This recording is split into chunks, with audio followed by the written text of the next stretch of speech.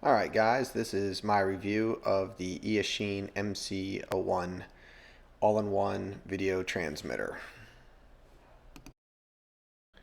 So right off the bat, this thing clearly has some pros and cons. One, I love the fact that you can solder on whatever antenna you want, and it's going to be a whip in a crash situation, so you're not going to break the PCB. The push buttons are nice, and the LED is, it's cool. It's got a cool factor to it. But you will have to keep that little sheet around because it's long presses and short presses and blah, blah, blah. So it could be a little bit confusing. And then the biggest elephant in the room here is the plug. Definitely, definitely not a good idea to put the plug down there. Here is the side profile of the camera, and the reason I'm showing you this is the casing that the lens actually screws into is super short.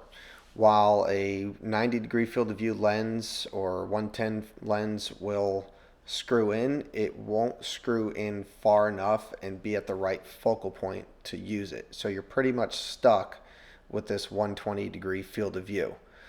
I'm not a big fan of that.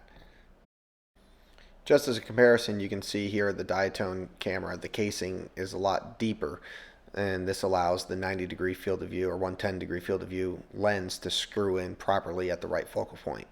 And you'll actually see some DVR footage of this very camera after we go to the DVR of the new one.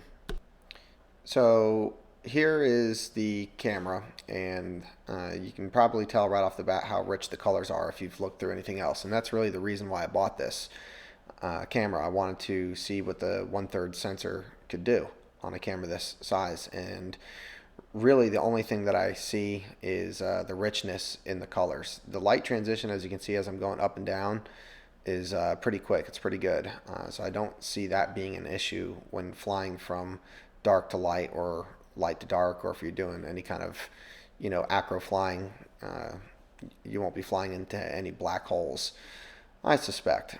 The camera does look a little blurry through my goggles. It was pretty crisp. This is recorded with my Dominator V3s, and the DVR doesn't do that good of a job, but through the DOMs it does look more crisp. So definitely like this camera, and it's probably going to go on a 2S brushless build for sure. So in this DVR clip, you're actually getting to look through the camera that I showed you before. You can see here as a comparison that the colors just are not as rich. It's a good picture quality overall, but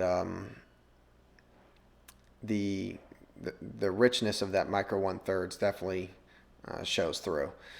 So if they could change a few things about the design of the camera and allow it to accept 3.2 volts, that would be great for the brush scene. But as for now, like I said, it'll just go on something that's 2S.